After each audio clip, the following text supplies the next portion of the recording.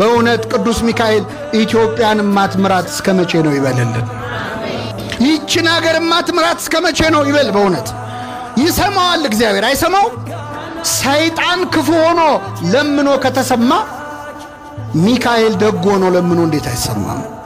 ሚካኤል ድረስልኝ ብላችሁ ስትጠሩት ገና ሚካኤል ብላችሁ ተናግራችሁ ሳትጨርሱ መልአኩ አጠገባችሁ ነው ያለው። ካጠገባችን ነው ያለው። ፈጣን ጠባቂዎችን የሰጠን እግዚአብሔር ስሙ የተመሰገነ ይሁን። እኔ መላእክትን የሚጠሉ ሰዎች በእውነት ልቡና ይስጣቸው። ምክንያቱም መላእክት የሌሉበት ክርስትና የለም።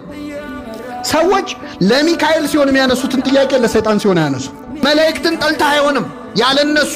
እግዚአብሔር ቢፈቅድልህ ደግሞ ወደ እግዚአብሔር መንግሥት ስትሄድ ከነማን ጋር ነው የምትኖረው? አሁን እዚህ ምድር ላይ ሚካኤል ሲባል ደስ የማይለው ሰው ሰማይ ቤት ሄዶ ከማን ጋር ሊኖር ነው? ወይስ እዛም ለብቻ አዳራሽ መስራት ይቻላል?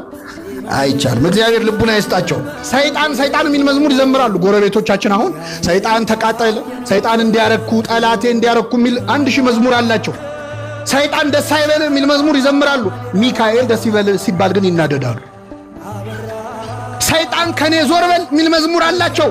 ናና ሚካኤል ናና ተብሎ ሲዘምር ለምን ይናደዳሉ? ሚካኤል ወደ ሁላችን ይምጣልን። ምእመናን አመስግኑት ቅዱስ ሚካኤል።